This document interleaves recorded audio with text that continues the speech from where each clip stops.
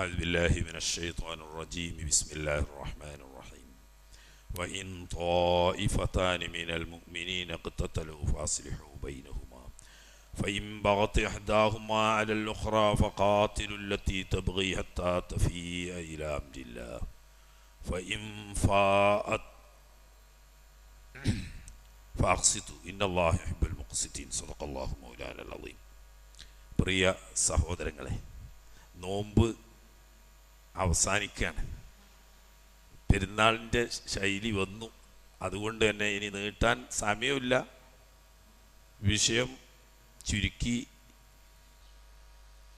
30 കൊല്ലത്തെ ഖിലാഫത്ത് മഹാനായ റസൂലുള്ളാഹി സ്വല്ലല്ലാഹു അലൈഹി വസല്ലം തങ്ങൾ പറഞ്ഞ ഹദീസിലുണ്ട്, അൽ ഖിലാഫത്തു ബഅദി 30 സന.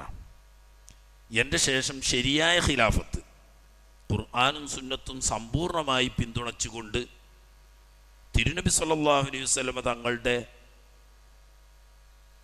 കാലത്ത് നടന്നു പോകുന്ന സുന്നത്തിന് യാതൊരു മാറ്റവും വരാതെ പൂർണ്ണാർത്ഥത്തിൽ 30 വർഷമേ നിലനിൽക്കൂ. സുമ്മ യക്കൂനു മുലൂക്കിയ, അവിടെ നിന്ന് അങ്ങോട്ട് പിന്നെ രാജഭരണമാണ് നിലവിൽ വരിക. രാജഭരണം എന്ന് പറഞ്ഞാൽ തെറ്റാണെന്നുള്ള അർത്ഥത്തിനല്ല, ഖിലാഫത്ത് എന്ന സംവിധാനം അതോടെ അവസാനിക്കും. അവിടെ നമുക്ക് നിർത്തിയിട്ട് മുലൂക്കിയത്തിലേക്ക് മറ്റൊരു സമയം കിട്ടിയാൽ ഇൻഷാ അല്ലാഹ് നമുക്ക് കടന്നു വരാം. ഇന്നലെ ഇപ്പോൾ നമ്മൾ പറഞ്ഞത് ജമൽ യുദ്ധത്തെക്കുറിച്ചാണ്. മഹദിയായ ഉമ്മുൽ മുഅ്മിനീന ആയിഷത്തു തുഹ്റാ റളിയല്ലാഹു തആല അൻഹാ ഇരിക്കുന്ന അസ്കർ എന്ന പേരിൽ അറിയപ്പെടുന്ന ഒട്ടകത്തെ വധിക്കുകയും മഹദി അവർകളെ ബഹുമാനപൂർവം താങ്ങിയെടുത്ത് അവരിയ്ക്കുന്ന ആ ഹൗദജ്, ആ കൂടാരത്തെ താങ്ങിയെടുത്ത് സമീപത്തുണ്ടായിരുന്ന സുരക്ഷിതമായ ഒരു വീട്ടിൽ കൊണ്ടുപോയി ഏതാനും ദിവസങ്ങൾ അവിടെ എല്ലാവിധ സംരക്ഷണത്തോടു കൂടിയും അവർ താമസിപ്പിച്ചു. അവസാനം ബഹുമാനാദരവുകളോടെ അവിടെ ബസറയിലും കൂഫയിലുമുള്ള ഉന്നത തറവാട്ടിൽപ്പെട്ട ഏതാനും സ്ത്രീകളുടെ അകമ്പടിയോടുകൂടി സൈന്യത്തിൻ്റെ പിന്തുണയോടും സഹകരണത്തോടും കൂടി മഹാനായ അലി ഇബ്നു അബീ ത്വാലിബ് റളിയല്ലാഹു തആല അൻഹു തങ്ങൾ മഹദിയായ ഉമ്മുൽ മുഅ്മിനീന ആയിഷ റളിയല്ലാഹു തആല അൻഹയെ എല്ലാ അർത്ഥത്തിലും ബഹുമാനാദരവുകളോടുകൂടി മദീനയിലേക്ക് അവരെ യാത്ര അയച്ചു. ബസറ പൂർണ്ണമായും അലി ഇബ്നു അബീ ത്വാലിബ് റളിയല്ലാഹു തആല അൻഹു കീഴടങ്ങുകയും അലി റളിയല്ലാഹു അൻഹുവിനോട് ബൈഅത്ത് ചെയ്യുകയും ചെയ്തു. മഹാനായ അബ്ദുല്ലാഹി ഇബ്നു അബ്ബാസ് റളിയല്ലാഹു തആല അൻഹുവിനെ ബസറയിലെ അമീറായി നിയമിച്ചുകൊണ്ട് മഹാനായ അലി ഇബ്നു അബീ ത്വാലിബ് റളിയല്ലാഹു തആല അൻഹു തങ്ങൾ കൂഫയിലേക്ക് പോയി. കൂഫയിൽ ചെന്ന് കൂഫക്കാരെ സമീപിച്ച് അവരെ വിളിച്ചുകൂട്ടി മഹാനായ അലി റളിയല്ലാഹു തആല അൻഹു അവരോട് കാര്യങ്ങൾ വേണ്ടതുപോലെ പറഞ്ഞ് മനസ്സിലാക്കി കൊടുക്കുകയും ധാരാളം മുസ്ലിം പട്ടണങ്ങൾ ഉണ്ടായിട്ടും അതിൻ്റെ ഇടയിൽ ഞാൻ എൻ്റെ ഭരണസിരാകേന്ദ്രമായി ഇസ്ലാമിക ഖിലാഫത്തിൻ്റെ തലസ്ഥാനമായി നിങ്ങളുടെ കൂഫയാണ് തിരഞ്ഞെടുത്തത്. അതുകൊണ്ട് എല്ലാവരും പൂർണ്ണാർത്ഥത്തിൽ സഹകരിച്ച് ഈ ദൗത്യം പൂർത്തിയാക്കാനും അള്ളാഹുവിൻ്റെ ദീനിൻ്റെ ദഅവത്ത് തുടർന്ന് നടത്താനും നിങ്ങളുടെ പൂർണ്ണാർത്ഥത്തിലുള്ള പിന്തുണയും സഹകരണവും ഞാൻ ആവശ്യപ്പെടുന്നു. ഈ പ്രശ്നം ഷാമിൽ മുആവിയ റളിയല്ലാഹു തആല അൻഹുവിനും തന്നെ അനുകൂലിക്കുന്നവർക്കും ലഭിച്ചു. ഇവിടെ നമ്മൾ മനസ്സിലാക്കണം, മുആവിയ റളിയല്ലാഹു അൻഹു സമയത്ത് ഒരിക്കലും അലി റളിയല്ലാഹു തആല അൻഹു ഖിലാഫത്തിന് യോഗ്യനല്ല എന്നോ താൻ ഖലീഫയാകാൻ അർഹനാണെന്നോ ഒരിക്കലും പറഞ്ഞിട്ടില്ല. ഇവിടെ പ്രശ്നം എങ്ങനെ ഈ പ്രതിസന്ധി തരണം ചെയ്യണം എന്നതിലുള്ള അഭിപ്രായ വ്യത്യാസമുള്ളത്. ഉസ്മാൻ റളിയല്ലാഹു തആല അൻഹുവിൻ്റെ ഘാതകന്മാരും അവരുടെ പിന്മുറ അവരുടെ ആശയക്കാരുമായ ആളുകൾ അവരെ പിടികൂടി ശിക്ഷിച്ച് ആ പ്രശ്നത്തിന് പരിഹാരം കണ്ടതിന് ശേഷം മുസ്ലിം ഷൂറ അഹ്ലുൽ ഹല്ല് വൽ അഖ്ദ് കൂടി ഖലീഫയെ തിരഞ്ഞെടുക്കുകയാണ് വേണ്ടത് എന്ന ഒരു ചിന്താഗതിയാണ് മുആവിയ റളിയല്ലാഹു തആല അൻഹു അദ്ദേഹത്തെ അനുകൂലിക്കുന്ന സഹാബാക്കൾക്കും ഉള്ളത്. സഹാബാക്കളല്ലാത്തവർ ധാരാളം ഉണ്ട്, അവരുടെ അഭിപ്രായം പരിഗണിക്കേണ്ടതില്ല. പക്ഷേ ഈ സഹാബാക്കളുടെ അവരുടെ ചിന്താഗതി അങ്ങനെയാണ്, അത് ശരിയല്ല. മഹാനായ ഇമാം അലി ഇബ്നു അബീ ത്വാലിബ് റളിയല്ലാഹു അൻഹുവോളം അറിവുള്ള, പക്വതയുള്ള, ഇസ്ലാമിൽ പാരമ്പര്യമുള്ള മറ്റൊരാളും അന്ന് ജീവിച്ചിരിക്കുന്നില്ല. അന മദീനത്തുൽ ഇൽമി അലിയും ബാബുഹ എന്ന് മഹാനായ തിരുനബി സല്ലല്ലാഹു അലൈഹി വസല്ലം തങ്ങൾ പറഞ്ഞ ആ അലി റളിയല്ലാഹു തആല അൻഹു ലോകനീതിയും ന്യായവും വെച്ചുകൊണ്ട്, ഇസ്ലാമിൻ്റെ അടിസ്ഥാനങ്ങൾ വെച്ചുകൊണ്ട് ജനങ്ങളോട് പറയുന്നത്, ആദ്യം രാഷ്ട്രത്തിന് ഒരു തലവൻ വേണം, ഒരു ഭരണകൂടവും അതിനൊരു ഭരണാധികാരിയും വേണം.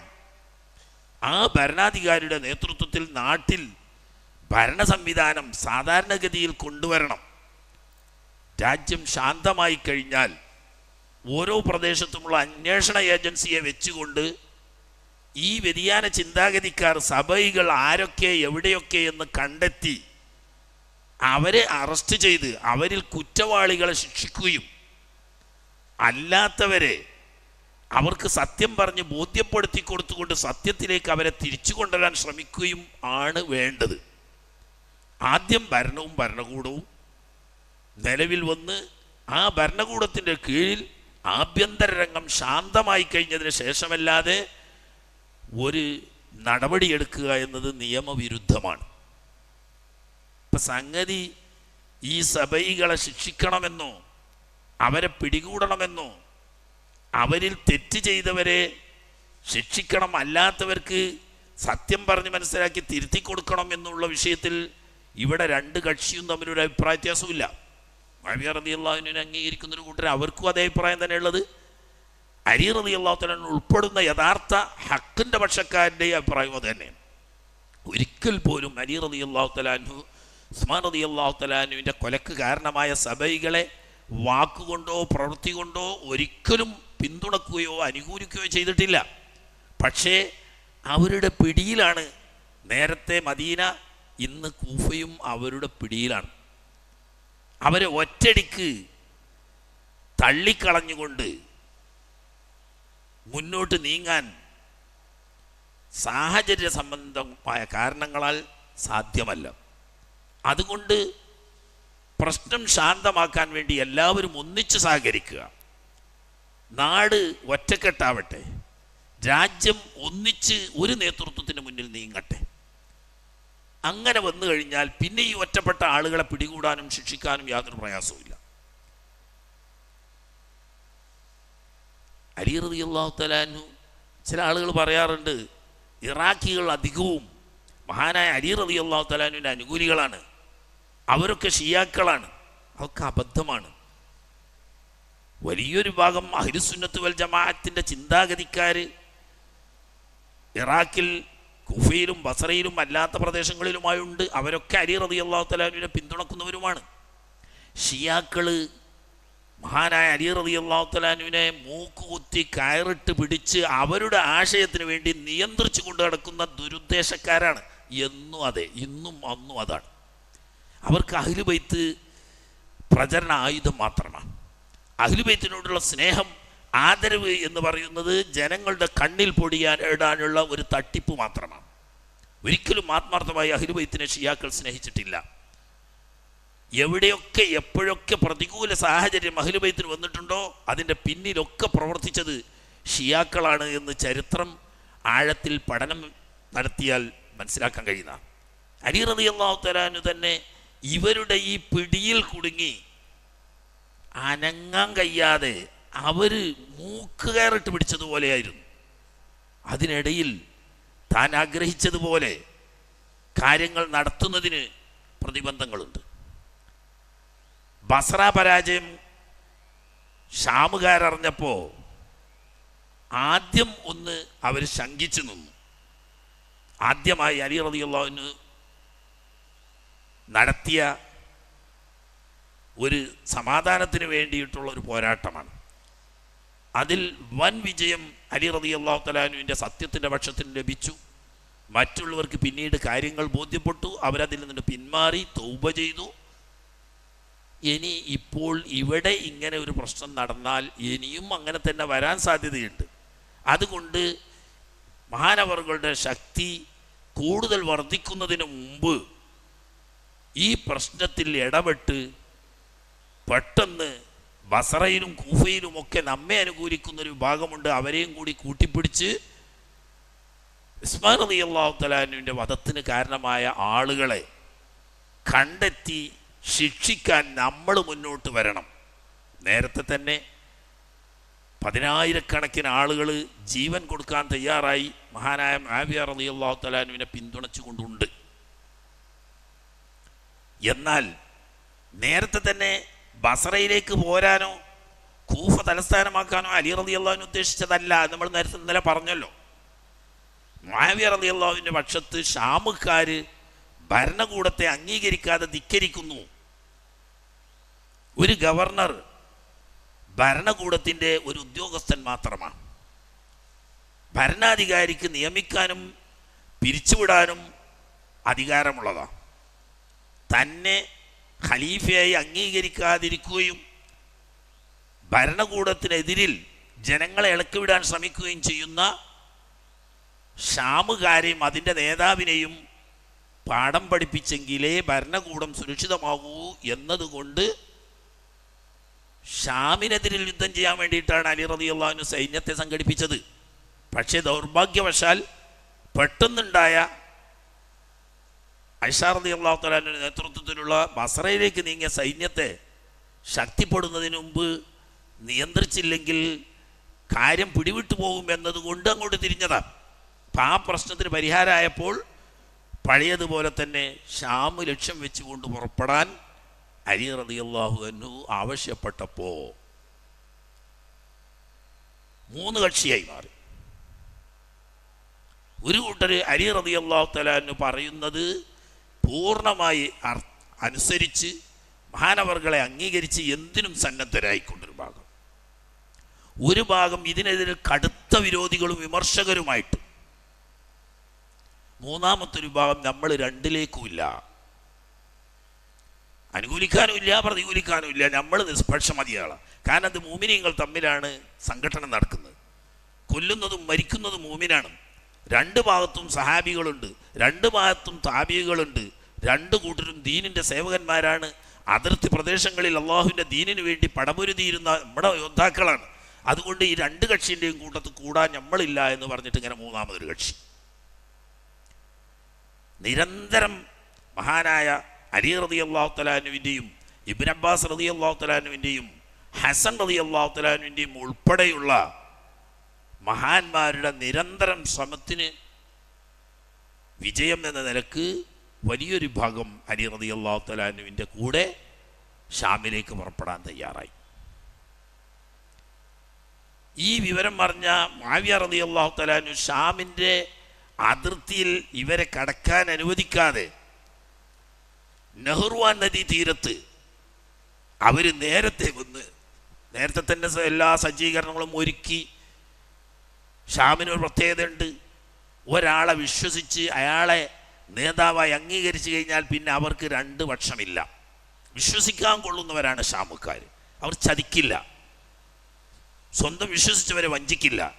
അതുകൊണ്ട് തന്നെ മുആവിയ റളിയല്ലാഹു തആല അൻഹു ശക്തി ദൈനംദിനം വർദ്ധിക്കുക.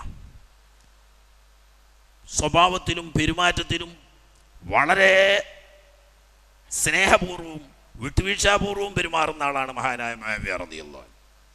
അതുകൊണ്ട് തന്നെ അടുത്ത ആളകലൂല.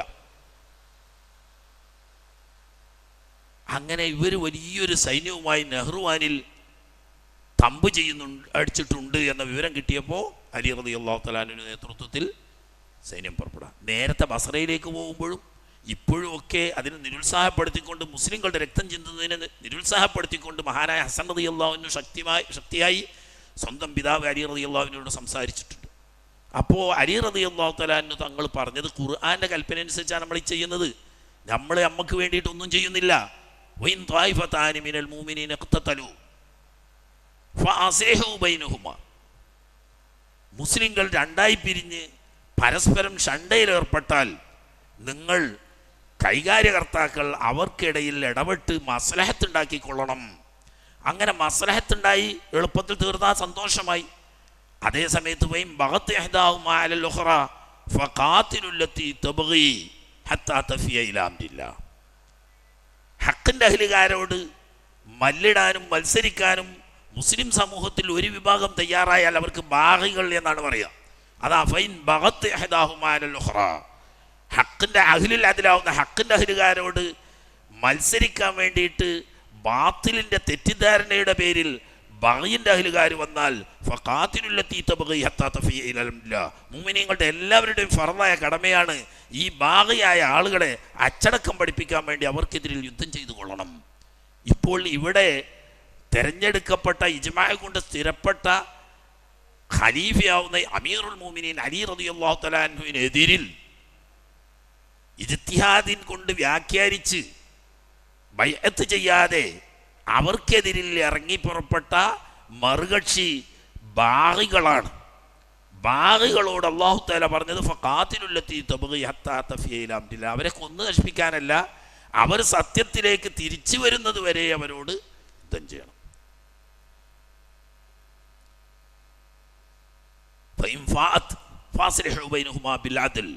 നേരത്തെ തെറ്റ് ചെയ്തു, അവരക്രമികളായി, അക്രമം ചെയ്തു. പക്ഷേ ഇപ്പോൾ തെറ്റ് സമ്മതിച്ച് തൗബ ചെയ്ത് മടങ്ങി വന്നാൽ നീതിപൂർവം കൈകാര്യം ചെയ്യണം. നേരത്തെ അങ്ങനെ ചെയ്തില്ലേ എങ്ങനെ ചെയ്തില്ലേ എന്ന് ചോദ്യം ചെയ്യാൻ പാടില്ല. അല്ലാഹു തആല പറഞ്ഞു. അപ്പോൾ അതുകൊണ്ട് നമ്മളിവിടെ മസ്ലഹത്താണ് ഉദ്ദേശിക്കുന്നത്. നമ്മൾ മുസ്ലിങ്ങളുടെ രക്തം ചിന്തലോ നാട്ടിൽ അനൈക്യമുണ്ടാക്കലോ അല്ല. അങ്ങനെ അനൈക്യമുണ്ടാക്കാൻ ശ്രമിക്കുന്നവരെ അച്ചടക്കം പഠിപ്പിച്ച് അവരെ ഹക്കിലേക്ക് തിരിച്ചു കൊണ്ടുവരാനുള്ള ശ്രമമാണ്. അങ്ങനെ മഹാനായ അമ്മാർ ഇബ്നു യാസിർ റളിയല്ലാഹു തആല അൻഹു ഉൾപ്പെടെയുള്ള സൈന്യം നെഹ്റുവാൻ ലക്ഷ്യം വെച്ചുകൊണ്ട്, ചുരുക്കി പറയാം, വളരെ ചുരുക്കിയാൽ പറയാൻ പറ്റൂ. കാരണം എന്താ വെച്ചാൽ ഏകദേശം 9 മാസത്തോളം നീണ്ടു നിന്ന നീണ്ടൊരു സംഭവമാണ് നെഹ്റുവാൻ സംഭവം. നെഹ്റുവാനിലെത്തിയപ്പോഴേക്ക് നദിയിലിറങ്ങാനോ വെള്ളമെടുക്കാനോ ആ പ്രദേശത്ത് ആകെ ഒരു കടവേ ഉള്ളൂ. ആ കടവ് ഷാമുകാർ കയ്യേറ്റ് തന്നെയുമല്ല അവിടെ സായുധ സൈന്യത്തെ വിന്യസിക്കുകയും ചെയ്തിട്ടുണ്ട്. അവരുടെ അനുമതിയോടുകൂടിയല്ലാതെ ഒരാൾക്ക് നദിയിൽ നിന്ന് വെള്ളമെടുക്കാനോ കുടിക്കാനോ കഴിയില്ല. പിന്നീടെത്തിയ അലി റളിയല്ലാഹു തആല അൻഹു സൈന്യത്തിന് വെള്ളമില്ല. ഈ വഴി വന്നു, അവരെന്തായാലും സമ്മതിക്കൂല. അപ്പോൾ ഇവിടെ ഒരു യുദ്ധം നടന്നിട്ടില്ല, ഒരു കുഴപ്പമുണ്ടായിട്ടില്ല. പരസ്പരം ചർച്ച ചെയ്ത് ബഗിയാണ് നിങ്ങളടുക്കൽ എന്ന് ബോധ്യപ്പെടുത്തി അവരെ അതിലിൻ്റെ മാർഗത്തിലേക്ക് തിരിച്ചു കൊണ്ടുവരാൻ വേണ്ടി വന്ന അലി റളിയല്ലാഹു തആല അൻഹുവിൻ്റെ പക്ഷത്തുള്ള ആളുകൾക്ക് വെള്ളം കുടിക്കാൻ അനുവദിക്കാതെ നിൽക്കുന്നത് ശരിയല്ല. ദൂതന്മാരെ വിട്ട് ചർച്ച ചെയ്തു. പക്ഷേ അവരുടെ ഉപദേഷ്ടാക്കളുടെ ഉപദേശപ്രകാരം അലി റളിയല്ലാഹു തആല അൻഹുവിൻ്റെ പക്ഷത്തിന് വെള്ളം കിട്ടാതിരിക്കുമ്പോൾ അവർ സ്വയം പിന്മാറിക്കൊള്ളും, അതാണ് വേണ്ടത് എന്ന നയത്തിൽ അവർ ഉറച്ചു നിന്നു. അവസാനം ചെറിയൊരു സൈന്യത്തെ അയച്ച് ഇവർക്കെതിരിൽ ഒരു മുന്നേറ്റം നടത്തുകയും അതിൽ സിറിയൻ പക്ഷക്കാർ പരാജയപ്പെടുകയും അലി റളിയല്ലാഹു തആല അൻഹുവിൻ്റെ പക്ഷം കടവ് പിടിക്കുകയും ചെയ്തു. പക്ഷേ കടവ് പിടിച്ച ഉടനെ അലി റളിയല്ലാഹു തആല അൻഹു പറഞ്ഞു, വെള്ളം കുടിക്കുന്നതിനോ വെള്ളത്തിൽ നിന്ന് കുളിക്കുന്നതിനോ വെള്ളത്തിന് വരുന്നതിനോ ഒരാളെയും ഒരു കാരണവശാലും തടയാൻ പാടില്ല. അവർ തെറ്റിദ്ധരിച്ചവരാണ്, അവർ മുഅ്മിനീങ്ങളാണ്, നമ്മളെ ഇഖ്വാനാണ്.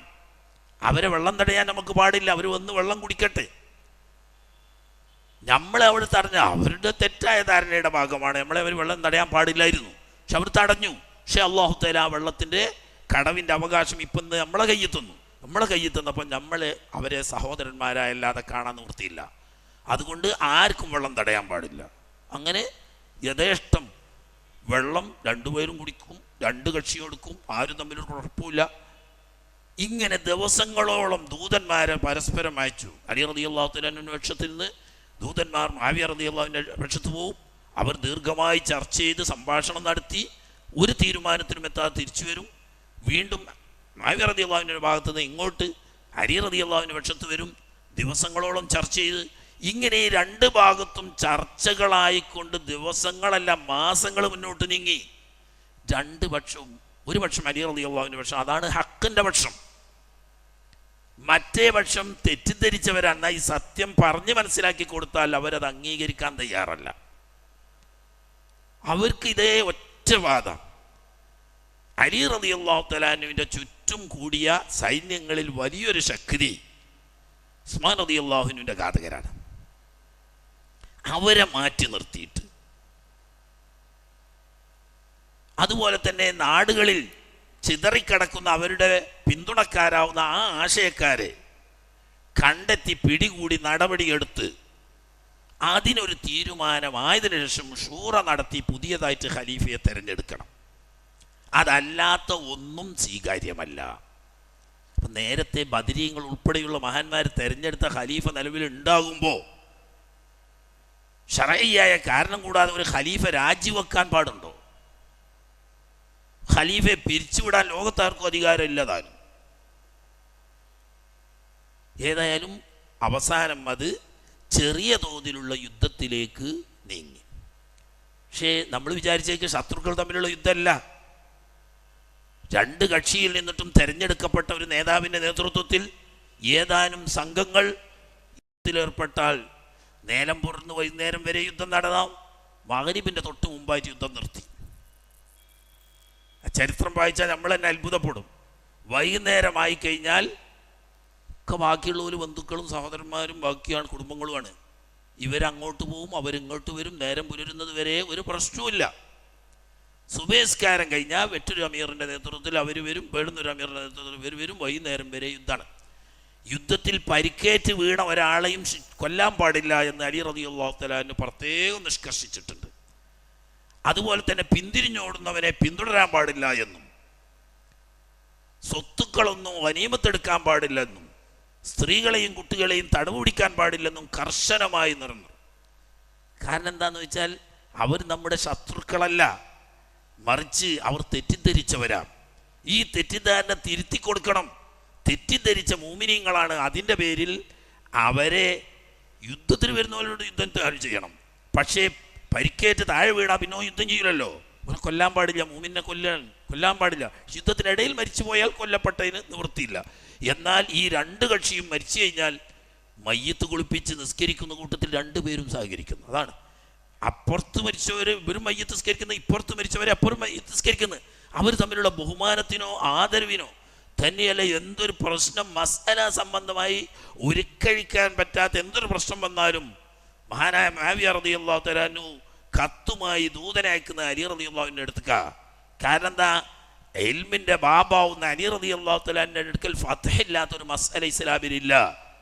ആ മസ്അല ചോദിച്ചു വരുന്നവർക്ക് കൃത്യമായി മസ്അല പറഞ്ഞു കൊടുക്കുന്നുണ്ട്. അങ്ങോട്ട് ഇവിടെ വിചാരിച്ചേക്ക് ഇങ്ങനെ ശത്രുക്കൾ തമ്മിലുള്ള യുദ്ധമല്ല ഇത്.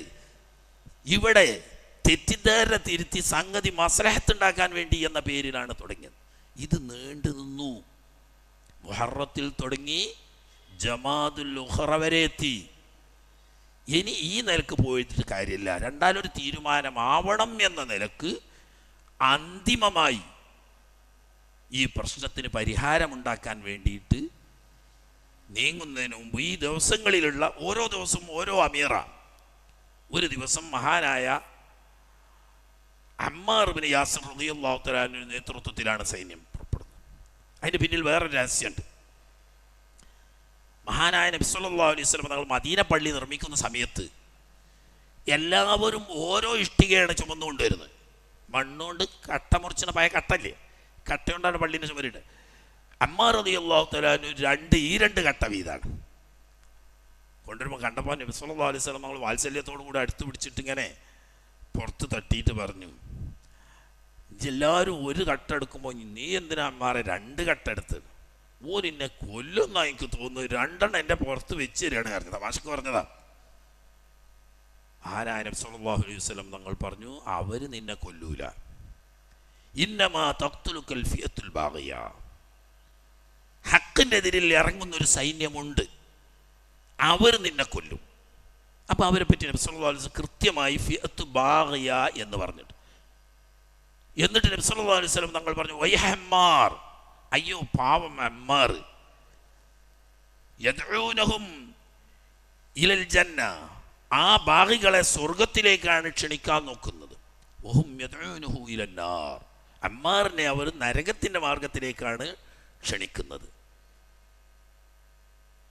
അങ്ങനെ യുദ്ധത്തിനിറങ്ങാൻ പോകുമ്പം അമ്മാർ റളിയല്ലാഹു തആല അൻഹു പറഞ്ഞു, നിങ്ങൾ ഒരു ഗ്ലാസ് പാല് കൊണ്ടുവരുന്നത്.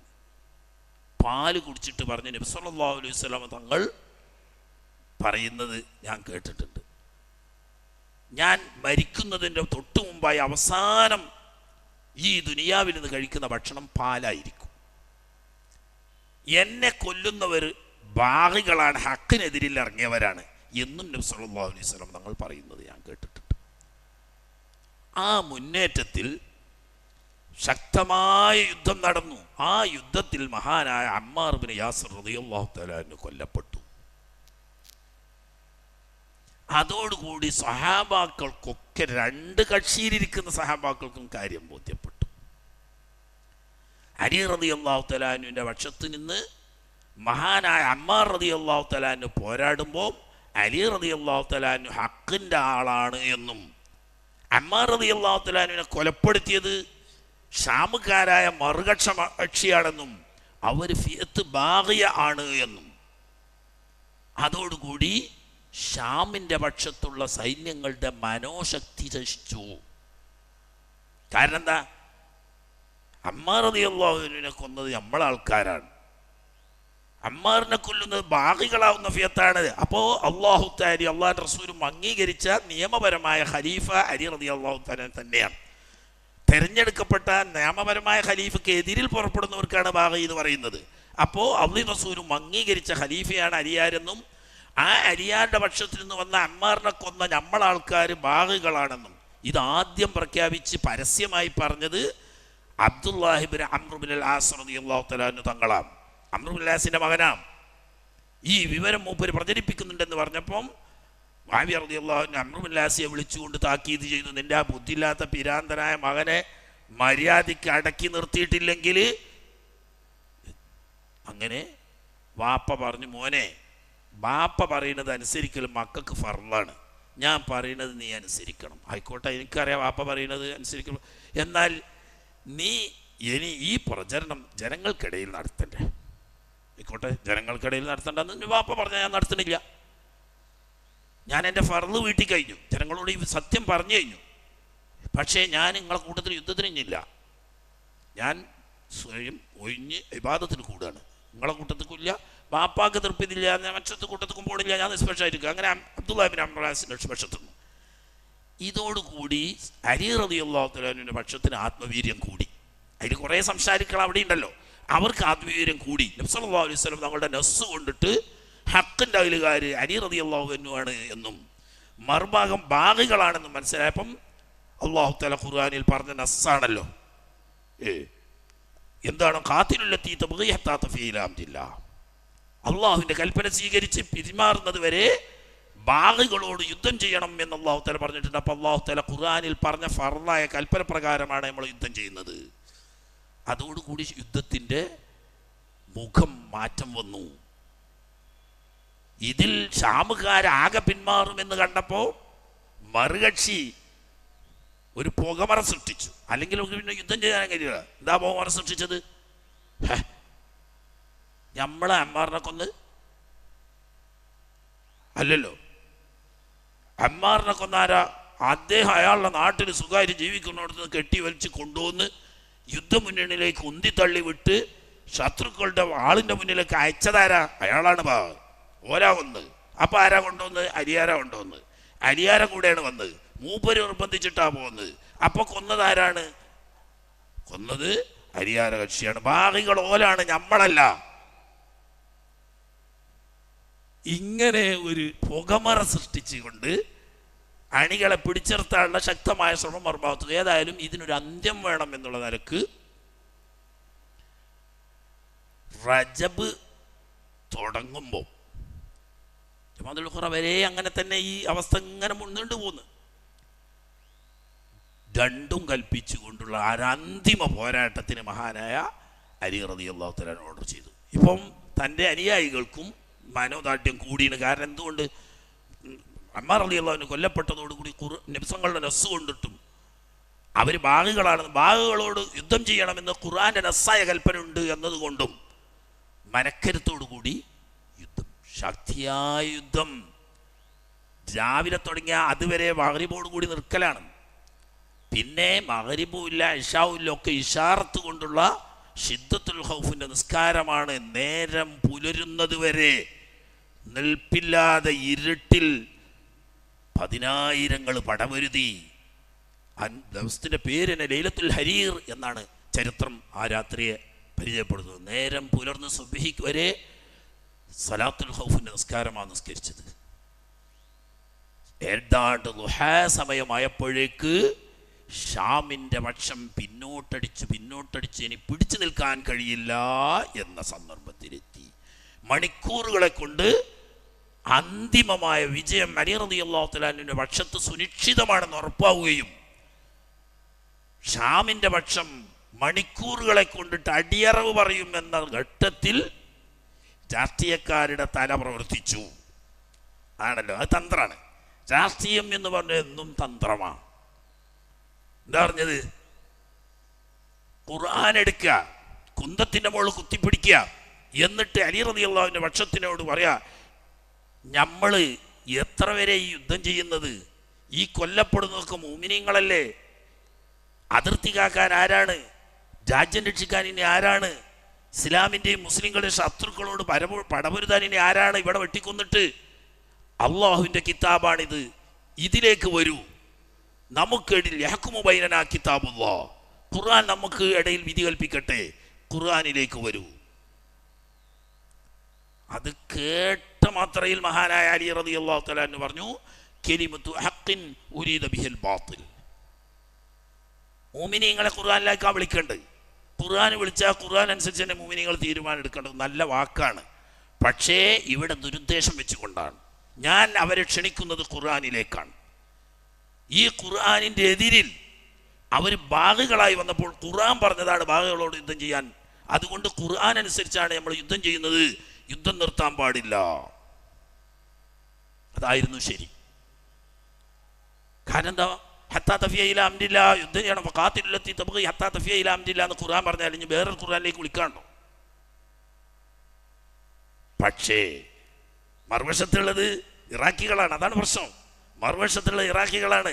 ഇത്തരം ഒരു മനക്കരുത്തില്ലാത്ത, ഒരു അഭിപ്രായത്തിൽ നേതൃത്വത്തെ അംഗീകരിക്കാത്ത ലോകത്ത് വേറെ കൂട്ടരില്ല.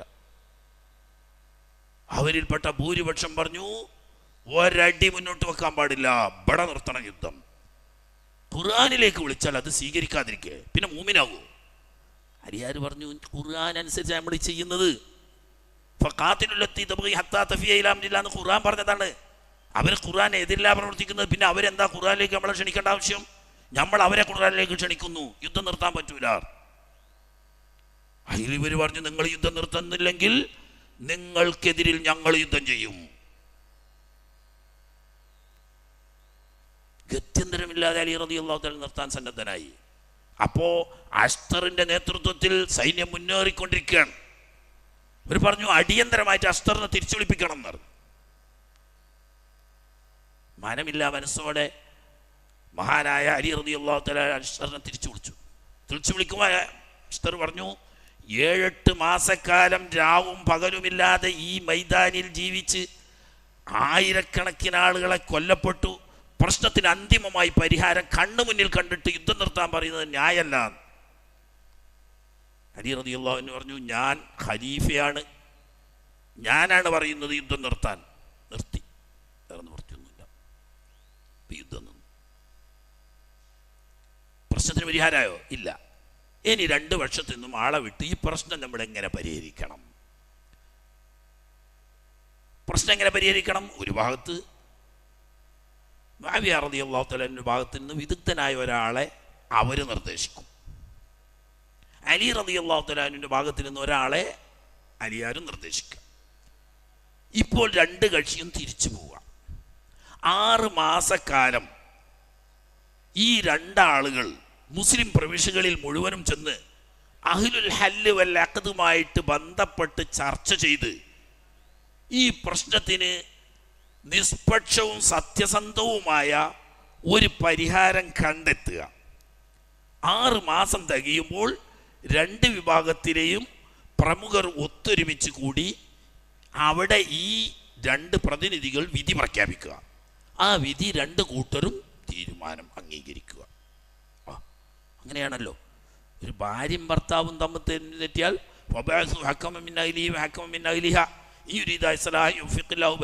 അല്ലാഹു തആല പറഞ്ഞതാ.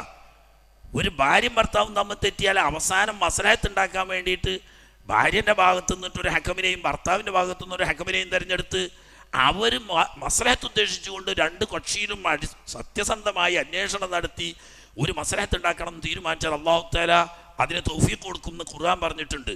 എങ്കിൽ മുസ്ലിങ്ങളുടെ രണ്ട് വിഭാഗമായി പിരിഞ്ഞ വലിയ രണ്ട് ഫിയത്ത്, ഇവക്കെതിരെയുണ്ടായ പ്രശ്നം പരിഹരിക്കാൻ രണ്ട് പ്രതിനിധികൾ മസ്ലഹത്ത് ഉദ്ദേശിച്ചുകൊണ്ട് ചർച്ച ചെയ്ത് അല്ലാഹു തആല മസ്ലഹത്ത് ഉണ്ടാക്കും. ഇവർ തീരുമാനിക്കുന്ന തീരുമാനം രണ്ട് കക്ഷിയും അംഗീകരിക്കാം. കരാർ എഴുതപ്പെട്ടു. ഷാമക്കാർ തുകായി സന്തോഷമായി താമിലേക്ക് തിരിച്ചുപോയി. പക്ഷേ ഇറാഖികൾക്ക് കൂഫയിലേക്ക് സന്തോഷമായി തിരിച്ചു പോകാൻ കഴിഞ്ഞില്ല. ഒരു കക്ഷി മഹാനായ അലി റളിയല്ലാഹു തആല അൻഹു തീരുമാനിച്ചതാണ് ഹക്ക്, മുസ്ലിങ്ങളുടെ രക്തം ചിന്താതിരിക്കാൻ നല്ലതാണ്, ഹക്കമിൻ്റെ തീരുമാനം അംഗീകരിക്കുന്നത് ഖുർആന്റെ കൽപ്പനയാണ് എന്ന് പറയുന്ന ഒരു കക്ഷി. വേറൊരു കക്ഷി ഇതൊന്നും ശരിയല്ല, ഇതൊക്കെ തെറ്റാണ്. കാരണം ഇനിൽ ഹുക്കുമു ഇല്ലാ ലില്ലാഹ്, നമ്മളെ ജമാഅത്തെ ഇസ്ലാമിൻ്റെ ഹുക്കുമത്തയിലായി ചിന്താഗതി അവിടെ നമ്മട്ട് അള്ളാഹുവാണ് വിധികർത്താവ്. അള്ളാഹുവിനെ വിധികർത്താവാക്കുന്നതിന് പകരം പടപ്പുകളെ വിധികർത്താവാക്കിയിട്ടുണ്ട് അലിയാര്. അതുകൊണ്ട് പടപ്പുകളെ വിധികർത്താവാക്കിയവൻ വ്യതിചലിച്ചവനാണ്, ദീനിൽ നിന്ന് പുറത്തുപോയവനാണ്, കാഫറാണ്, മുർത്തദ്ദാണ്. അലി റളിയല്ലാഹു തആല തെരഞ്ഞെടുക്കപ്പെട്ട ഭരണാധികാരിയാണ്, ഖലീഫയാണ്. അദ്ദേഹത്തിന് യുദ്ധത്തിന് വന്നതുകൊണ്ട് മുഅവിയ റളിയല്ലാഹു തആല അൻഹും അദ്ദേഹത്തെ അനുകൂലിക്കുന്ന പക്ഷക്കാരും കാഫറാണ്, മുർത്തദ്ദാണ്, ഇസ്ലാമിൽ നിന്നിട്ട് പുറത്തുപോയവരാണ്. ഇപ്പം മുസ്ലിം ആരിട്ട് എത്രയേ ഉള്ളൂ? ഇവർ കുറച്ച് ആളുകൾ, ബാക്കിയൊക്കെ പൈച്ചവരാണ്. ഇനിൽ ഹുക്മു ഇല്ലാ ലില്ലാഹ്, വിധി അധികാരം അള്ളാഹുവിന് മാത്രം. അള്ളാഹു തആല നേരിട്ട് ഇങ്ങോട്ട് വന്നുകാണ്ട് വിധി പറയാനല്ലല്ലോ. അള്ളാഹു ഇറക്കിയ ഖുർആനും അതിൻ്റെ വ്യാഖ്യാനമാവുന്ന സുന്നത്തും എന്താണ് പറയുന്നതെന്ന് അത് പഠിച്ച ആലിമീങ്ങൾ പറയാം. അതല്ലേ അള്ളാഹിൻ്റെ ഹുക്മ് പറയുന്നത്. അള്ളാഹിൻ്റെ ഹുക്മ് എന്ന് പറഞ്ഞാൽ അള്ളാഹു തആല അവിടെ നിന്ന് ഇങ്ങനെ ഫോണിൽ വിളിച്ച് പറയാം. ഇവരെ ചിന്ത അതാണ്. ഈ അള്ളാഹിൻ്റെ ഹുക്കുമാണ് ഇപ്പോൾ ഈ അലി റളിയല്ലാഹു തആല മുഅവിയ റളിയല്ലാഹു അൻഹു അംഗീകരിച്ചത്.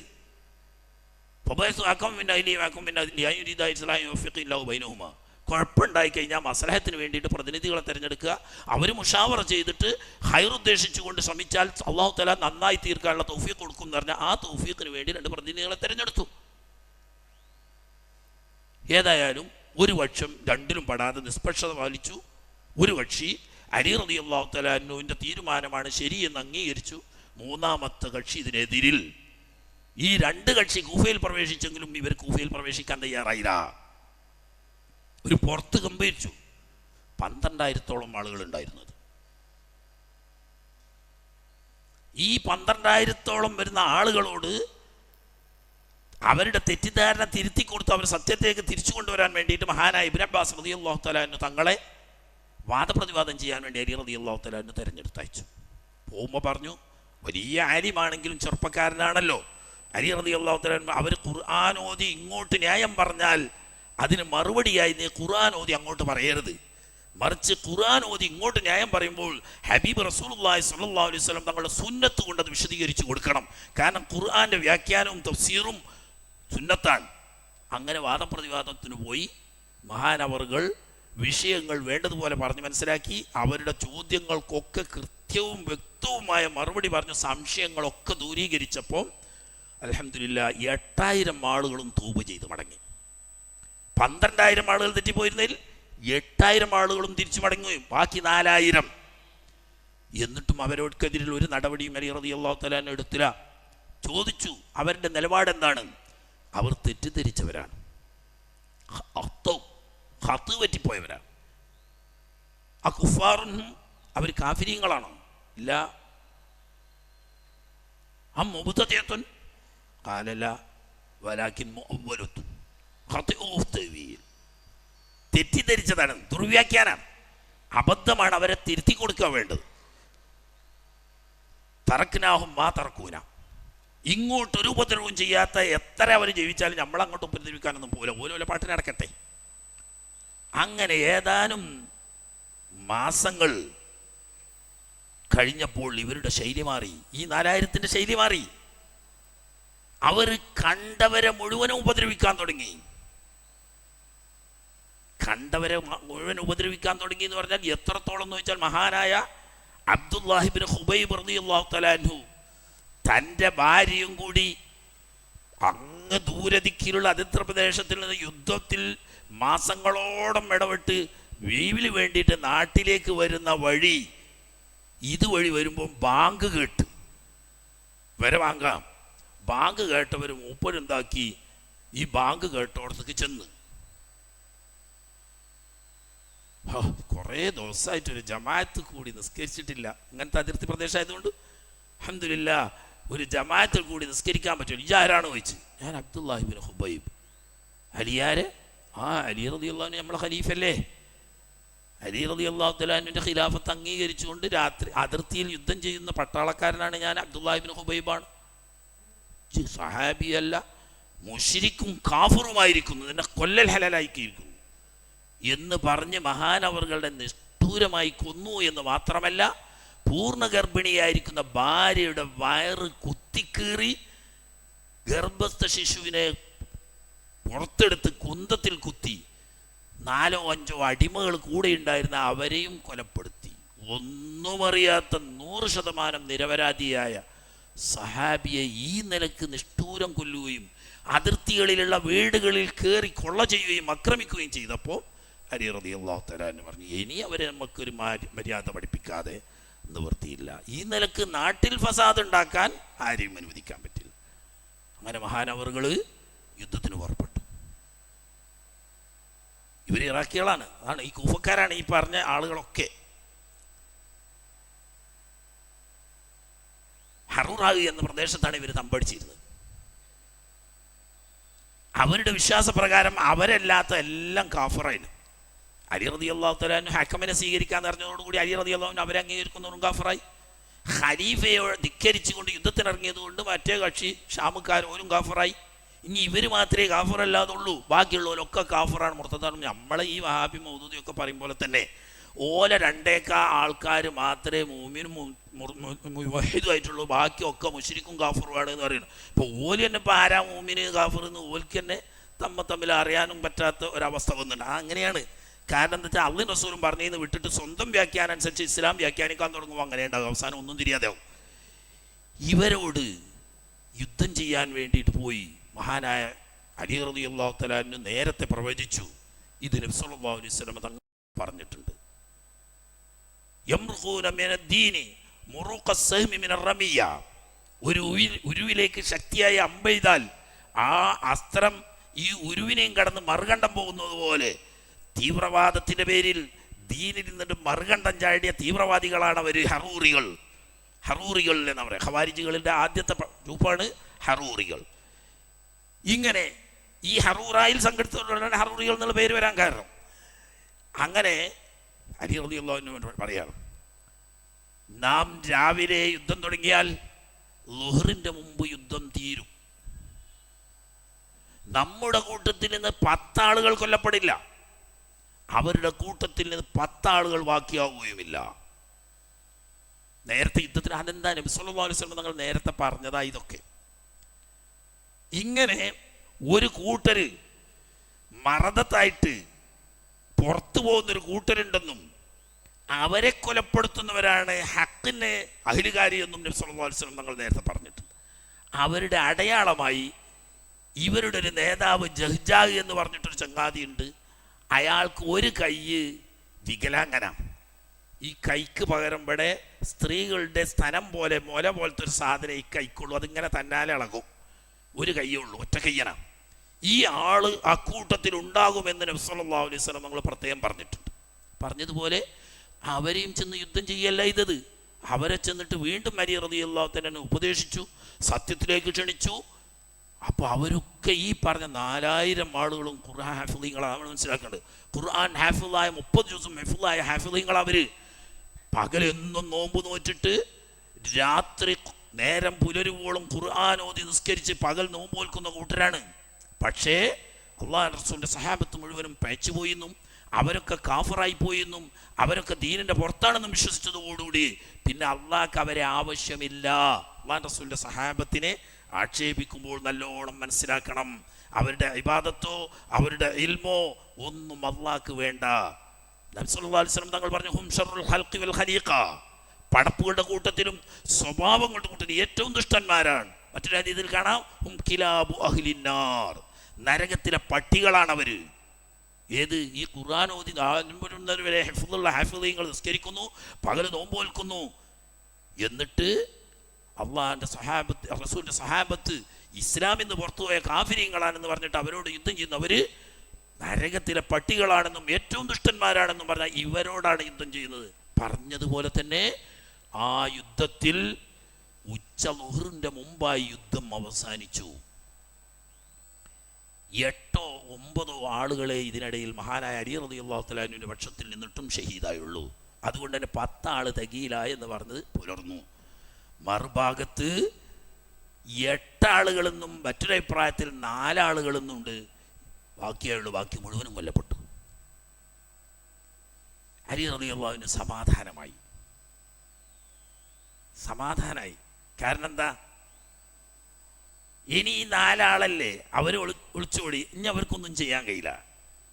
പക്ഷേ യുദ്ധത്തിൽ പങ്കെടുത്തവരാണെങ്കിലും അതിന് അടിവേരപ്പുറത്ത് വേറെ ഉണ്ടായിരുന്നു.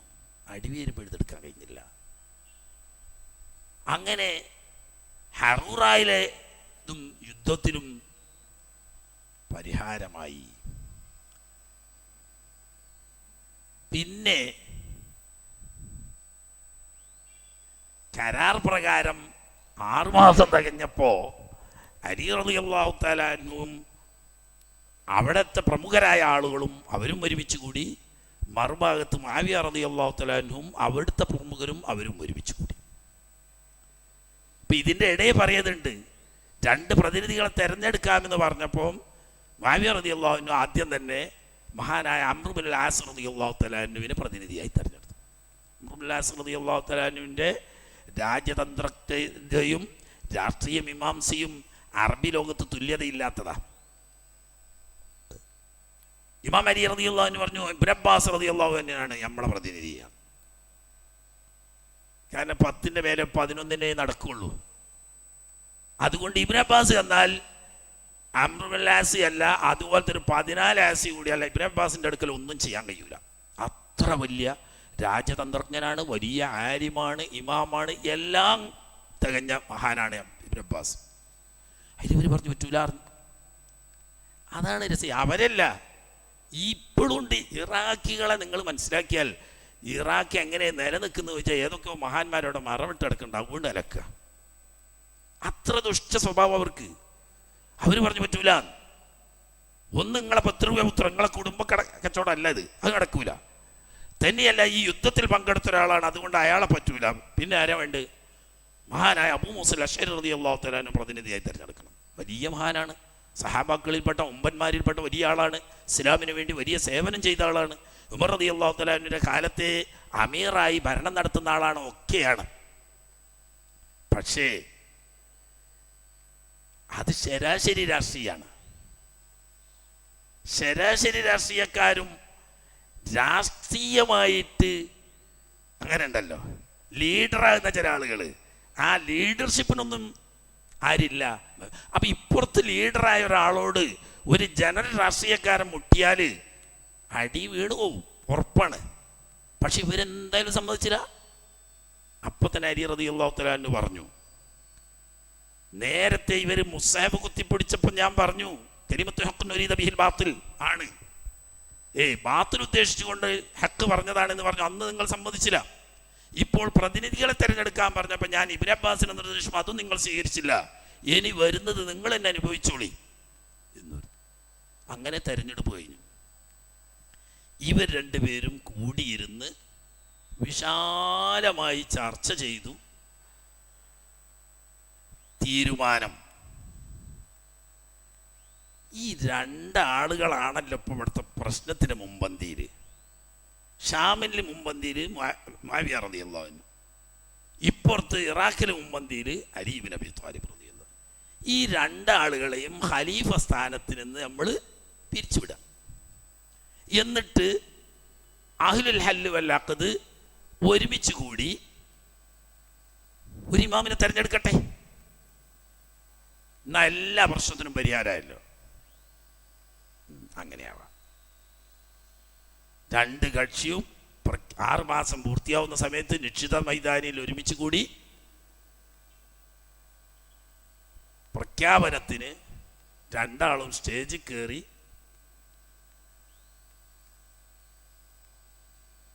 അബ്ദുല്ലാസി പറഞ്ഞു, നിങ്ങളെ മുൻഗാമികളിൽപ്പെട്ട ആളാണ്. അഭിഷേക് ഹിജറ പോയി, പിന്നെ മദീനത്തേക്കും ഹിജറ വന്ന്, ഇങ്ങനെയൊക്കെ ആയി. ഞാൻ 7ാം വർഷത്തിലാണ് ഹിജറ, 7ാം വർഷത്തിലാണ് മുസ്ലിമായത്. അപ്പം എന്തുകൊണ്ടും പ്രായം കൊണ്ടും ഇസ്ലാമിലുള്ള പാരമ്പര്യം കൊണ്ടും ഭരണപാഠവം കൊണ്ടും എല്ലാം കൊണ്ടും നിങ്ങളാണ് ആദരണീയൻ.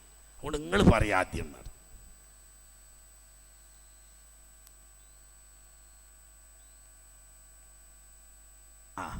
അവർ നല്ല ബഹുമാനാണല്ലോ. അവിടെയാണ് ഇതിൻ്റെ തകരാറ്. ഈ രാഷ്ട്രീയം എന്ന് പറഞ്ഞത് എല്ലാ കാലത്തും അതൊന്ന് വേറെ തന്നെയാണ്, അതെല്ലാവർക്കും ഒന്നും നടക്കൂല. ഇവരെഴുന്നേറ്റ് പറഞ്ഞു, ഈ പ്രശ്നങ്ങൾക്കും ഈ കുഴപ്പങ്ങൾക്കും ഒക്കെ കാരണം ഈ 2 ആളുകൾ മുന്നിൽ നിൽക്കുന്നത് കൊണ്ടാണ്. അതുകൊണ്ട് ഞങ്ങൾ കൂടി ആലോചിച്ചുകൊണ്ട് തീരുമാനിച്ചത് ഈ 2 ആളുകളെയും തൽസ്ഥാനത്തിൽ നിന്ന് മാറ്റി നിർത്തുക. എന്നിട്ട് നമ്മൾ അഹ്ലുൽ അഖ്ദ് കൂടിയിരുന്നു കൊണ്ട് ഒരു ആളെ, നിഷ്പക്ഷനായ ഒരാളെ തിരഞ്ഞെടുത്ത് ഖലീഫയായി ബൈഅത്ത് ചെയ്യുക. ഇങ്ങനെയാണ് ഞങ്ങളെ തീരുമാനം. അതുകൊണ്ട് എന്നിൽ അർപ്പിതമായ ഉത്തരവാദിത്വം അലി ഇബ്നു അബീ ത്വാലിബിൻ്റെ പക്ഷമാണല്ലോ. അതുകൊണ്ട് എൻ്റെ പക്ഷക്കാരനായ അലി റളിയല്ലാഹു തആല അൻഹുവിനെ ഖലീഫ സ്ഥാനത്ത് നിന്ന് ഒഴിവാക്കിയതായിട്ട് ഞാൻ പ്രഖ്യാപിക്കുന്നു. മറ്റേയാൾ എഴുന്നേറ്റ് നിന്നു. നിങ്ങൾ കേട്ടല്ലോ, എന്തുകൊണ്ടും എന്നെക്കാൾ ബഹുമാന്യനും ആദരണീയനും മുമ്പനുമൊക്കെയായ മഹാനായ അബൂ മൂസൽ അശ്ശരി പറഞ്ഞത് നിങ്ങൾ കേട്ടില്ലേ? അത് കേട്ടു. അതുകൊണ്ട് എനിക്കും പറയാനുള്ള അതാണ്, മൂപ്പര പക്ഷക്കാരനായ അലിയാരെ ഖിലാഫത്ത് നിന്ന് ഒഴിവാക്കിയല്ലോ, ഞാനും അത് അംഗീകരിച്ചു. പക്ഷേ മുസ്ലിങ്ങൾക്കൊരു ഭരണാധികാരി ഇല്ലാതെ മുന്നോട്ട് പോകാൻ പാടില്ല. അള്ളാഹുവിൻ്റെ റസൂൽ വഫാത്തായിട്ട് മയ്യത്ത് കുളിപ്പിക്കുന്നതിന് മുമ്പ് അടുത്ത ഭരണാധികാരിയെ തിരഞ്ഞെടുത്തേക്കാണ്. ഇപ്പോൾ അലിയാരെ ഖിലാഫത്ത് നിന്ന് മൂപ്പര് പുറത്താക്കി, ഞാനും അത് അംഗീകരിച്ചു. മൂപ്പര് ഇപ്പോൾ ഖലീഫല്ല. ഇനിയിപ്പോൾ ഒരു ഖലീഫ ഇല്ലാതെ മുസ്ലിം ലോകത്തിന് മുന്നോട്ട് പോകാൻ പറ്റൂല. അതുകൊണ്ട് ഞാൻ എൻ്റെ കക്ഷിയാവുന്ന മുആവിയയെ അടുത്ത ഖലീഫയായി നാമനിർദ്ദേശം ചെയ്തിരിക്കുന്നു പറഞ്ഞ ഞാൻ തന്നെ. ഒരു ഖലീഫ വേണമല്ലോ അവിടെ. പക്ഷെ നേരത്തെ തീരുമാനിച്ച തീരുമാനത്തിൽ നിന്ന് വ്യതിചലിച്ചതിന് ന്യായമുണ്ട്. കാരണം എന്താ, രണ്ടാമൊരു ഖലീഫ ഇല്ലാതെ നിന്നാൽ നാട് കുട്ടിച്ചോറാവൂലേ? ഇതിൻ്റെ ഇടയ്ക്ക് തന്നെ എന്തൊക്കെ സംഭവിച്ചിരുന്ന, അലി റളിയല്ലാഹു തആല അൻഹു കൂഫയിലേക്ക് ബസ്രയിലേക്ക് പുറപ്പെട്ടു എന്നും സഹാബത്തിൽപ്പെട്ട ഒരു ഭാഗത്തിനെതിരിൽ പ്രശ്നമാണെന്ന് കേട്ടപ്പം പണ്ട് തോറ്റോടിയ മുആവിയയോട് തോറ്റോടിയ ഖുസ്തുൻദീൻ രണ്ടാമൻ 1000 പടക്കപ്പൽ സംഘടിപ്പിച്ച് അതിൽ നിറയെ യോദ്ധാക്കളുമായി ഷാമിനെ ഒറ്റടിക്ക് നശിപ്പിക്കാൻ വേണ്ടിയിട്ട് 1000 പടക്കപ്പൽ ഉൾക്കൊള്ളുന്ന സൈന്യങ്ങളുമായി കടലിൽ പുറപ്പെട്ടു. അല്ലാഹു മുസ്ലിം സമുദായത്തിനെ സംരക്ഷിച്ച് നോക്കണം. അപ്രതീക്ഷിതമായ ഒരു ചുഴലിക്കൊടുങ്കാറ്റ്, അല്ലാതെ അവിടെ ആരുമില്ല. മുആവിയ റളിയല്ലാഹു അൻഹു പുറത്താണുള്ളത്, അവിടെ സൈന്യങ്ങളില്ല. ഈ 1000 കപ്പൽ ഉൾക്കൊള്ളുന്ന ലക്ഷക്കണക്കിന് വരുന്ന റോമാസേന എങ്ങാനും വന്ന് ഷാമിൽ പ്രവേശിച്ചിരുന്നു എങ്കിൽ ഷാം പിന്നെ മുസ്ലിങ്ങളുടെ കയ്യിലില്ല. അല്ലാഹു തആല ഈ ഒറ്റ ചുഴലി കൊടുങ്കാറ്റോടുകൂടി ഈ 1000 കപ്പൽ വന്നതിൽ വിരലിലെണ്ണാവുന്ന ഏതാണ് ഒഴിച്ച് മുഴുവൻ കപ്പലും വെള്ളത്തിൽ മുങ്ങിപ്പോയി. ഒരൊറ്റ കുട്ടി രക്ഷപ്പെട്ടാൻ കഴിഞ്ഞില്ല. പക്ഷേ ഓതാനും 1-2 കപ്പലും ചക്രവർത്തി ഉൾപ്പെടെയുള്ള ഏതാനും ആളുകളും മാത്രം ജീവൻ രക്ഷപ്പെട്ടു, മറുകരയെത്തി. അങ്ങനെ ഗത്യന്തരമില്ലാതെ ചക്രവർത്തി തിരിച്ചു പോകുമ്പം ഇവരുടെ ഒരു ഗ്രാമത്തിലെത്തി. അവരെന്നെയൊക്കെ ആളുകൾ അവരെന്നെ. പക്ഷേ ലക്ഷക്കണക്കിന് ആളുകളെ കൊണ്ടുപോയി കടലിൽ മുക്കി കൊന്നുകൊണ്ട് സ്വന്തം ജീവനും കൊണ്ടുപോരുന്ന ചക്രവർത്തിയെ വിടാൻ പാടില്ല. അങ്ങനെ ഒരു വീട്ടിൽ വിശ്രമിച്ചു കൊണ്ടിരിക്കുമ്പോൾ അയാളുടെ സ്വന്തം ആളുകൾ തന്നെ അയാളെ അറുകൊല ചെയ്തു. അങ്ങനെ സ്വന്തം കക്ഷികളാകുന്ന നസറാക്കളുടെ കൈകൊണ്ട് തന്നെ അറുകൊല ചെയ്യപ്പെട്ട ആളാണ് ഖുസ്തുൻദീൻ രണ്ടാമൻ. അള്ളാഹുവിൻ്റെ കാവലാണ്. കാരണം ഇവിടെ ഈ നിലക്ക് നിൽക്കുകയാണ്. സഹാബത്ത് തമ്മിൽ മുഖാമുഖം നിന്നുകൊണ്ട് എന്തും സംഭവിക്കാവുന്ന സമയത്ത് ഏട്ടനും അഞ്ചനും തല്ലുകൂടി അതിനൊരു കണക്കുണ്ടാവും. അത് അയൽവക്കക്കാർ കയ്യേറാൻ പാടില്ലല്ലോ. ആ ആഗ്രഹം അള്ളാഹുത്തല പൂർത്തിയാക്കിയില്ല, അവിടെ പരാജയപ്പെടുത്തി. ഏതായാലും ആട്ടെ, അപ്പോൾ ഒരു ഖലീഫ വേണമല്ലോ. പക്ഷേ ഇത് മറുപക്ഷം അംഗീകരിച്ചതല്ല. അതുകൊണ്ട് ഇത് അലസിപ്പിരിഞ്ഞു, തീരുമാനമാകാതെ അലസിപ്പിരിഞ്ഞു.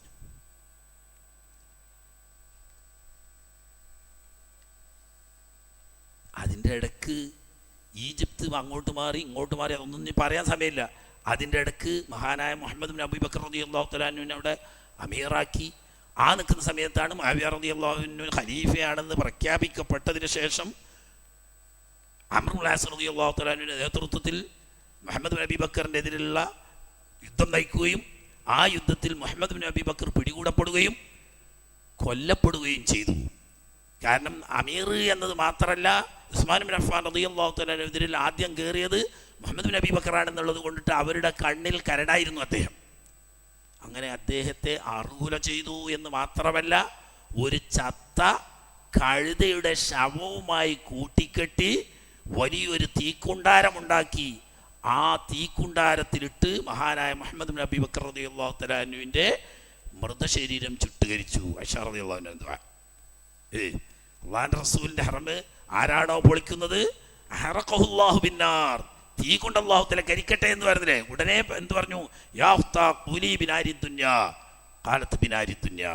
അതുകൊണ്ട് ദുനിയാവ് കൊണ്ടാണ് കഴിഞ്ഞു പോയി.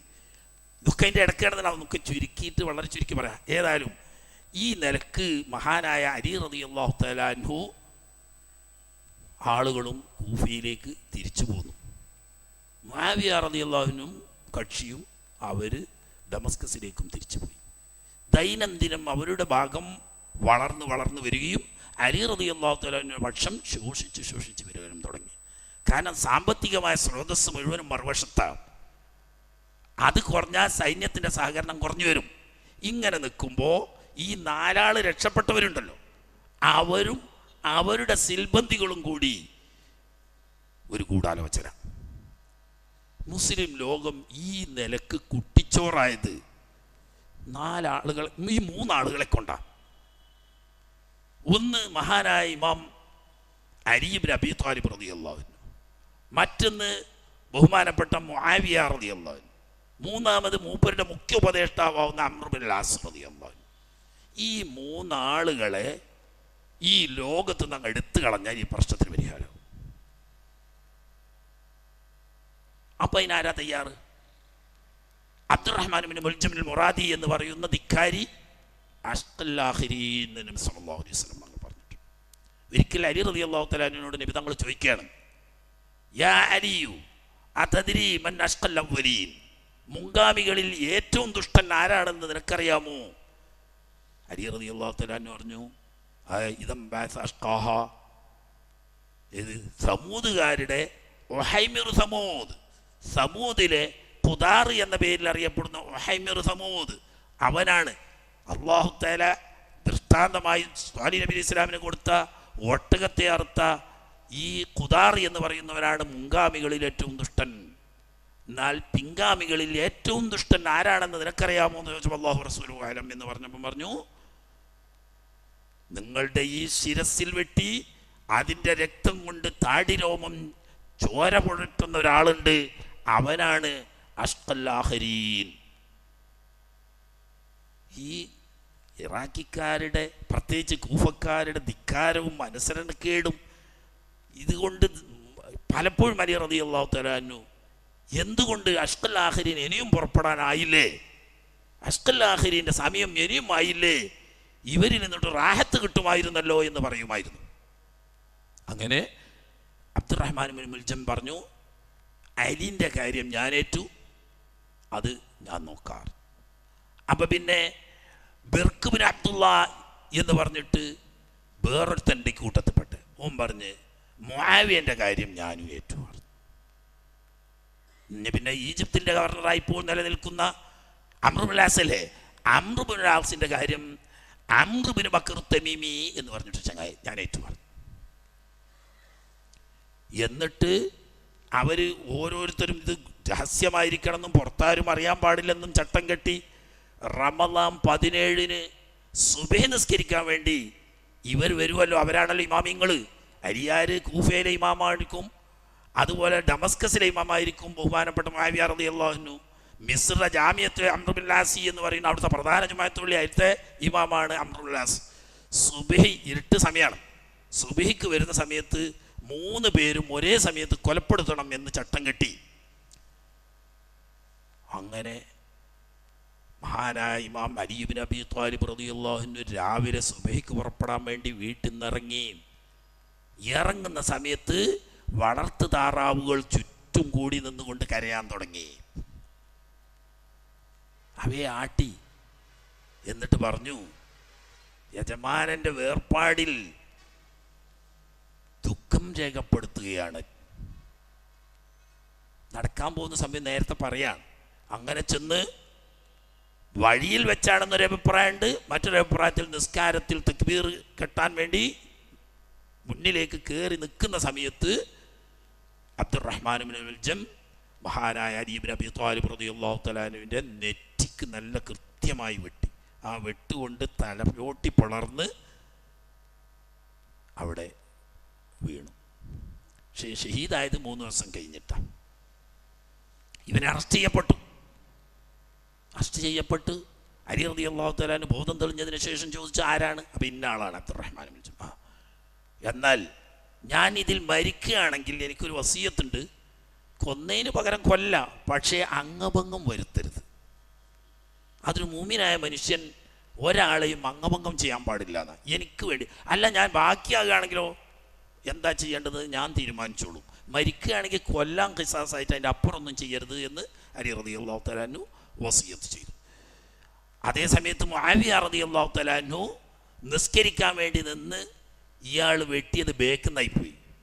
വെട്ട് മഹാനായ മുആവിയ റളിയല്ലാഹു തആല അൻഹുവിൻ്റെ ചന്തിക്കാവുണ്ട് പിന്നിൽ.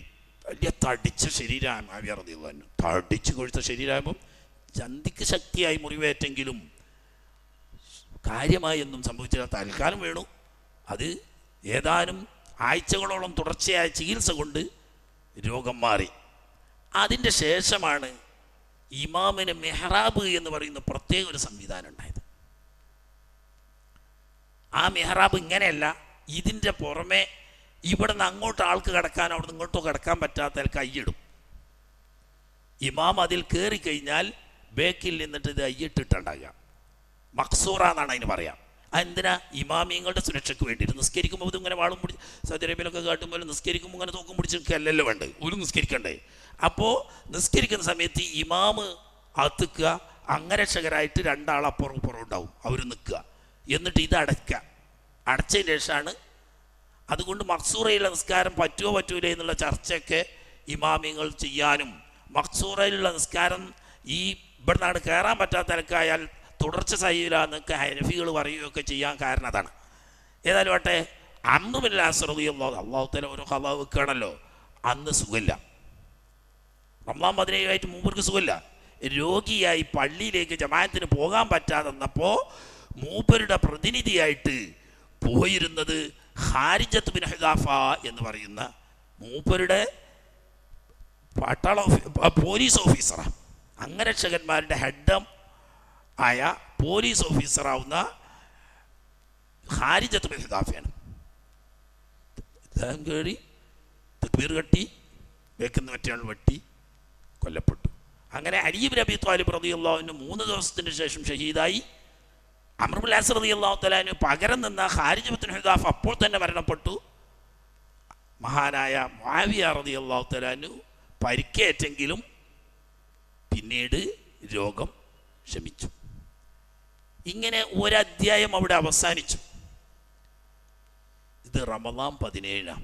അപ്പം 4 കൊല്ലവും 6 മാസവും ആവുന്നുള്ളൂ അലി റളിയല്ലാഹു തആല അൻഹുവിൻ്റെ ഭരണത്തിനിടെ. അതിൽ പുരോഗമനപരമായി ഒന്നും ചെയ്യാൻ സാധിച്ചിട്ടില്ല. നാട്ടിൻ്റെ വികാസത്തിന് വേണ്ടിയോ ഒന്നും ചെയ്യാൻ സാധിച്ചിട്ടില്ലെന്ന് മാത്രമല്ല, ഈ 4 കൊല്ലത്തിനിടയിൽ ഹജ്ജിന് പോലും പോകാനുള്ള സാവകാശം ഇമാം അലി റളിയല്ലാഹു തആല അൻഹുവിന് ലഭിച്ചിട്ടില്ല. യഥാർത്ഥത്തിൽ നബി സല്ലല്ലാഹു അലൈഹി വസല്ലം തങ്ങൾ പറഞ്ഞതും സഹാബാക്കൾക്ക് അറിയുന്നതുമായ സത്യം, അലി റളിയല്ലാഹു തആല എല്ലാ അർത്ഥത്തിലും ഉമറുൽ ഫാറൂഖ് റളിയല്ലാഹു തആലയുടെ യോഗ്യതയുള്ള ആളാണ്. പക്ഷേ അതിനുള്ള സാഹചര്യവും സാവകാശവും കിട്ടിയില്ല. സാഹചര്യം പ്രതികൂലമായി അങ്ങനെ ദുഃഖകരമായ അധ്യായം അവിടെ അവസാനിച്ചു. പിന്നെ ബാക്കി 6 മാസമുണ്ട്. ആ ഭാഗം നാളെ നമുക്ക് കടന്നു വരാം. ഏതായാലും 3 ദിവസത്തിന് ശേഷം അലി റളിയല്ലാഹു തആല വഫാത്തായി. അലി റളിയല്ലാഹു തആല വഫാത്തായി. മയ്യത്ത് കുളിപ്പിച്ചു, കഫൻ ചെയ്തു, മയ്യത്ത് നിസ്കരിച്ചു. ഇനി എവിടെ മറമാടണം? അകത്ത് ഏതായാലും ശത്രുക്കളുണ്ട്, പുറത്ത് മുഴുവനും ശത്രുക്കളാണ്. കാരണം ഈ വെട്ടിക്കൊന്നവൻ്റെ പിന്മുറക്കാർ ഇനിയും ധാരാളമുണ്ട്. അവരാ മൃതശരീരത്തിനെ കൂടി ഉപദ്രവിക്കുന്ന ഉറപ്പാണ്. അതുകൊണ്ട് ആരും അറിയാത്ത നിലക്ക് സ്വകാര്യമായി ദാറുൽ അമാറ എന്ന പേരിൽ അറിയപ്പെടുന്ന അവിടുത്തെ ഗവർണറേറ്റിൽ അതിനകത്ത് ആണ് മറമാടിയത് എന്നതാണ് കൂടുതൽ പ്രബലമായ അഭിപ്രായം. എന്നാൽ ചരിത്രത്തിൽ ഒരു അഭിപ്രായമുണ്ട്. പിന്നീട് നാളെ വരും ആ ഭാഗം. ഹസൻ റളിയല്ലാഹു തആല അൻഹു തങ്ങൾ ഖിലാഫത്ത് സ്ഥാനം രാജിവെച്ച് മുഅവിയ റളിയല്ലാഹു അൻഹുമായി സന്ധിയിലായി ഖലീഫയായി ബൈഅത്ത് ചെയ്ത് തിരിച്ച് മദീനയിലേക്ക് പോകുമ്പോൾ അഹ്ലു ബൈത്തിനെ എല്ലാവരെയും കൂട്ടിയിട്ടാണ് മദീനയിലേക്ക് പോകുന്നത്. ആ സമയത്ത് ദാറുൽ അമാറയിൽ മറമാടപ്പെട്ടിരുന്ന അലി ഇബ്നു അബീ ത്വാലിബ് റളിയല്ലാഹു തആല അൻഹുവിൻ്റെ മൃതശരീരം അവിടെ നിന്ന് പുറത്തെടുത്തൊരു പെട്ടിയിലാക്കി കൂടെ കൊണ്ടുപോവുകയും ജന്നത്തുൽ ബഖയിൽ മഹദിയായിരിക്കുന്ന ബീവി ഫാത്തിമത്തു സഹ്റ റളിയല്ലാഹു തആല അൻഹയും മഹാനായ അബ്ബാസ് റളിയല്ലാഹു തആല അൻഹു അന്ത്യവിശ്രമം കൊള്ളുന്നതിൻ്റെ തൊട്ടുചാരി അലി ഇബ്നു അബീ ത്വാലിബ് റളിയല്ലാഹു തആല അൻഹുവിനെ 2ാമത് മറമാടപ്പെട്ടിട്ടുണ്ട് എന്ന് ചരിത്രത്തിലൊരു അഭിപ്രായമുണ്ട്. പിന്നെന്തൊക്കെയോ പറയുന്നുണ്ട്. കൊണ്ടുപോരുന്ന സമയത്ത് ഈ ഒട്ടകം വിരണ്ടോടിയെന്നും എവിടുക്കാന്ന് പിന്നെ പോയതെന്നും ആർക്കും അറിയില്ല. അതൊക്കെ ഷിയാക്കളുടെ വകെ. വേറൊരു കൂട്ടരുണ്ട് പറയുന്നത് ആകാശത്തിൽ നിന്നിട്ട് ഒരു കാർമേഘം ഇറങ്ങി വന്നു, ഈ ഒട്ടകപ്പുറത്ത് കൊണ്ടുപോകുന്ന മയ്യത്ത് ആ കാർമേഘം പൊക്കിയെടുത്ത് കൊണ്ടുപോയി. ഇപ്പോൾ എവിടെയുള്ളത്? സഹാബിലാണ്. അലിയും ഫി സഹാബ് എന്നും പറഞ്ഞു. അതൊക്കെ ഷിയാക്കളുടെ കള്ളശുദ്ധ കെട്ട കഥകളാണ്. എന്നാൽ ഇന്ന് അലി റളിയല്ലാഹു തആല അൻഹുവിൻ്റെ മഖ്ബറ മഖാം എന്ന പേരിൽ നജ്ഫിൽ അറിയപ്പെടുന്ന ലോകപ്രസിദ്ധമായ ഒരു മഖ്ബറ ഉണ്ട്. അത് പോയി കാണേണ്ടത് തന്നെ. ലാ ഹൗല വലാ ഖുവത ഇല്ലാ ബില്ലാഹ്.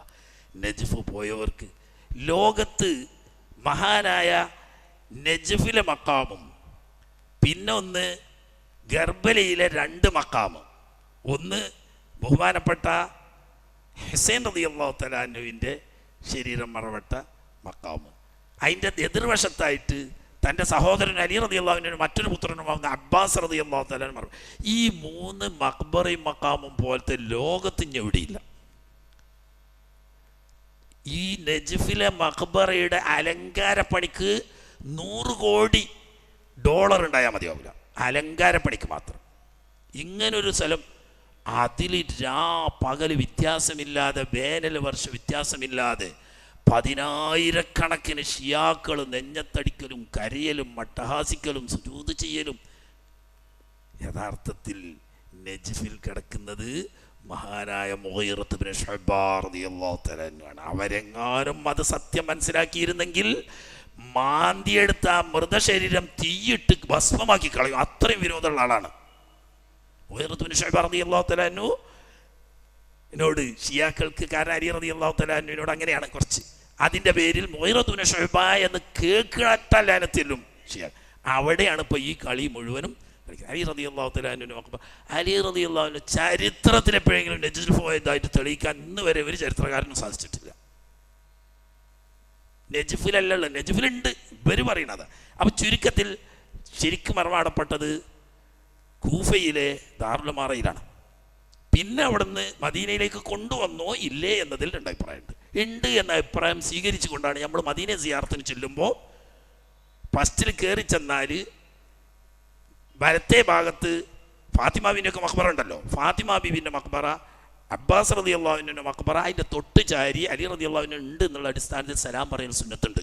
പിന്നെ ഹുസൈൻ റളിയല്ലാഹു തആല അൻഹു, ഹുസൈൻ റളിയല്ലാഹു അൻഹു തല, ഹസൻ റളിയല്ലാഹു തആല അൻഹു, മുഹമ്മദ് ബാഖർ റളിയല്ലാഹു അൻഹു, ജാഫർ സ്വാദിഖ് റളിയല്ലാഹു അൻഹു ഒക്കെ അവർ അവിടെയുള്ളത്. അപ്പം അവിടെ ഉണ്ട്. അത് രണ്ടാമത് അവിടെ കൊണ്ടുപോയി മറപ്പെട്ടു എന്നൊരു അഭിപ്രായം ഉണ്ട്. അത് പ്രബലമായ അഭിപ്രായമല്ല. മറമാടപ്പെട്ടത് ദാറുൽ അമാറയിലാണ്. ആട്ടെ, ബാക്കി വിഷയങ്ങൾ നാളെ സമാപനമായിരിക്കും. 6 മാസത്തെ ബഹുമാനപ്പെട്ട ഹസൻ റളിയല്ലാഹു തആല അൻഹുവിൻ്റെ ഭരണകാലവും അനന്തരം നമുക്ക് ചെറിയൊരു വിലയിരുത്തലും കൂടി നടത്തി നാളെ ഇതിൻ്റെ സമാപനമായിരിക്കും. അല്ലാഹു സുബ്ഹാനഹു വ തആല ആരുടെയെങ്കിലും അടുത്ത് ഇജ്തിഹാദിയായ തെറ്റുകൊണ്ട് വന്നുപോയ കയ്യബദ്ധങ്ങളെ ആക്ഷേപിക്കാനോ അധിക്ഷേപിക്കാനോ വിമർശിക്കാനോ നമുക്ക് പാടില്ല. പ്രത്യേകം നമ്മൾ മനസ്സിലാക്കണം, മുജ്തഹിദുകളാണെങ്കിൽ ഒരു മുജ്തഹിദിൻ്റെ ഇജ്തിഹാദ് മറ്റൊരു മുജ്തഹിദിന് ബാധകമല്ല. ഒരു മുജ്തഹിദ് ഇത് അദ്ദേഹത്തിൻ്റെ ഇജ്തിഹാദ് അനുസരിച്ച് കാര്യം ഹക്കാണെന്ന് ബോധ്യപ്പെട്ടാൽ അതനുസരിച്ച് അമൽ ചെയ്യൽ അവർക്ക് ഉജൂബാണ്. അതുകൊണ്ട് ഈ രണ്ട് കക്ഷിയും ചെയ്യുന്നത് അവനവൻ്റെ മേൽ ദീനിയായ കടമയാവുന്ന ഉജൂബ് നിർവഹിക്കുക എന്നുള്ളൽക്കാ, അല്ലാതെ ഭൗതികമായ നേട്ടത്തിന് വേണ്ടിയോ സ്ഥാനമാനങ്ങൾക്ക് വേണ്ടിയോ അധികാരങ്ങൾക്ക് വേണ്ടിയോ പൊരുതിയവർ ഈ കൂട്ടത്തിലൊന്നുമില്ല. കൂടുതൽ വിശദീകരണത്തിൽ കടക്കാതെ ഈ ഭാഗം ഇവിടെ അവസാനിപ്പിക്കുന്നു.